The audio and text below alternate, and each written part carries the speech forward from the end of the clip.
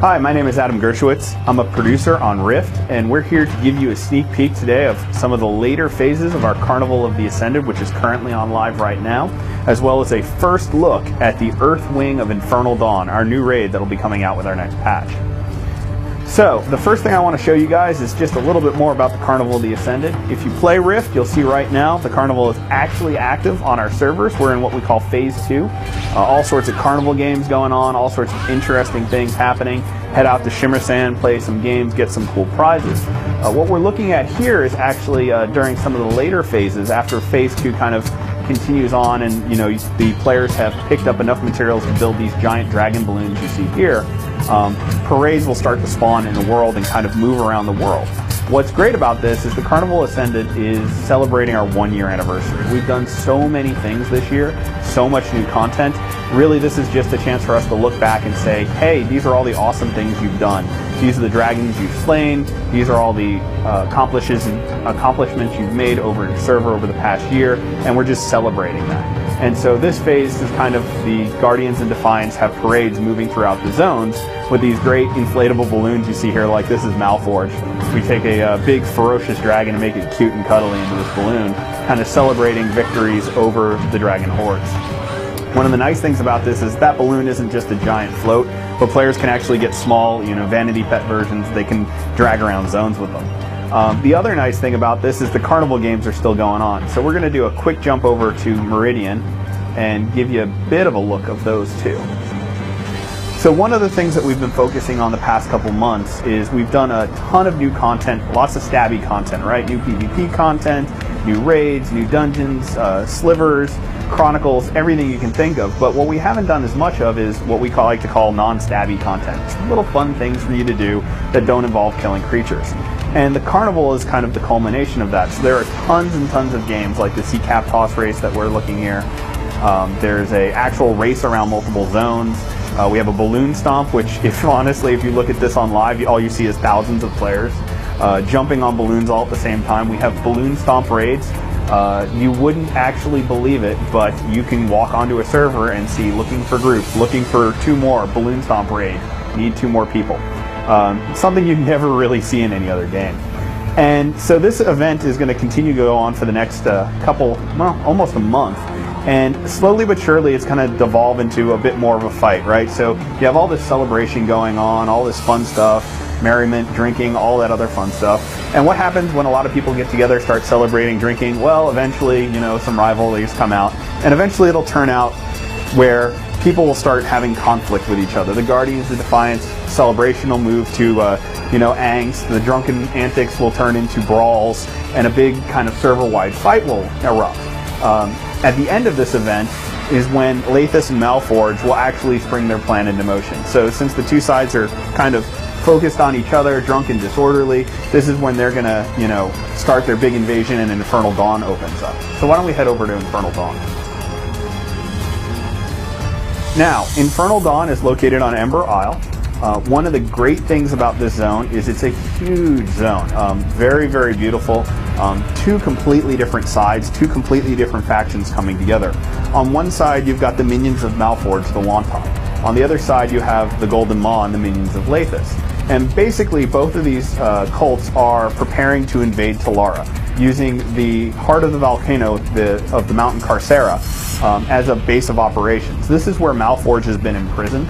And in fact, the players will actually kind of come in here at the request of Carcera itself, the spirit of the mountain, in an attempt to dislodge Malforged, destroy their armies, and obviously keep the world at peace.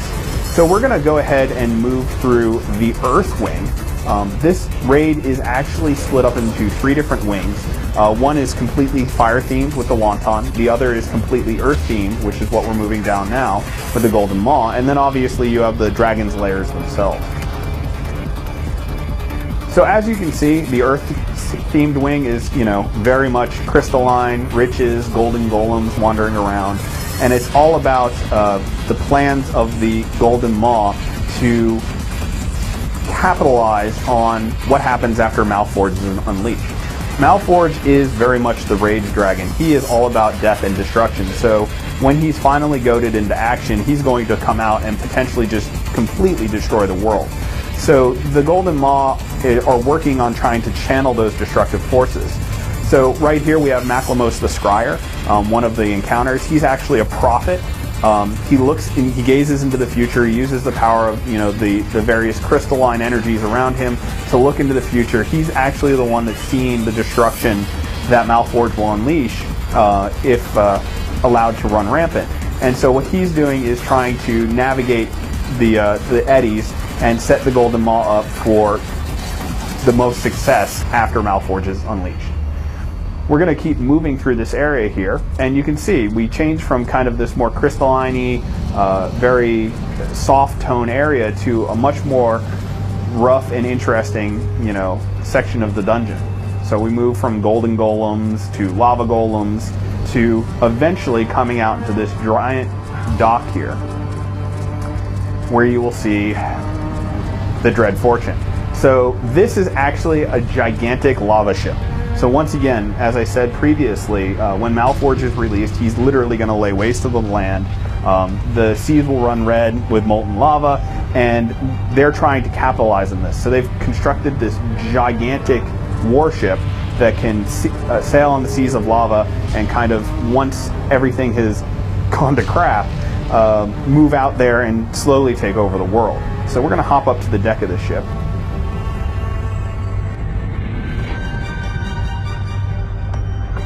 This is one of those cases where our encounters are not just fighting a single boss.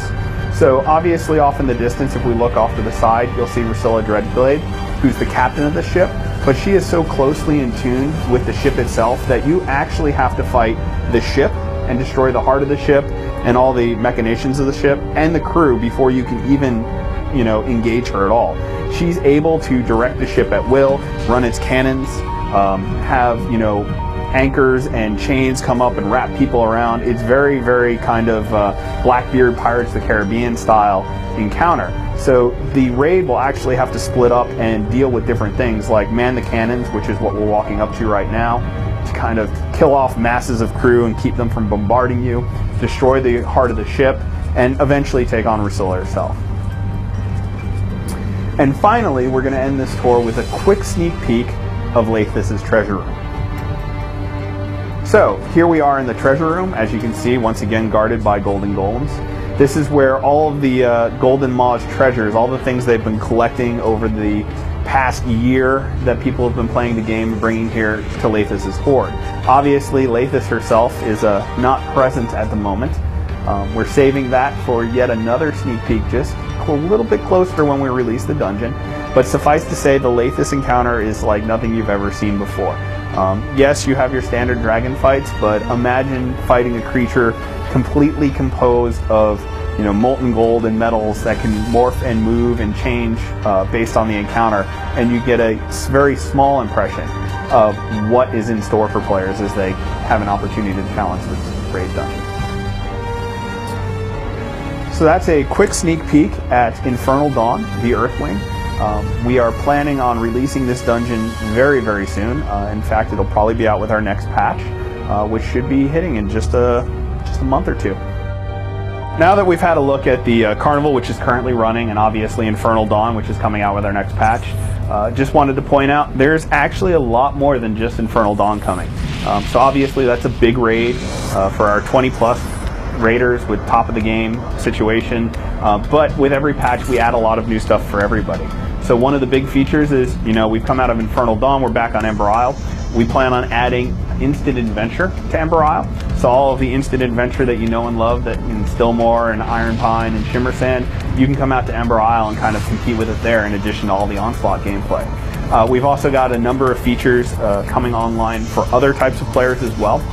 We're working on a set of brand new leaderboards for both PvE and PvP activities, so that's really exciting.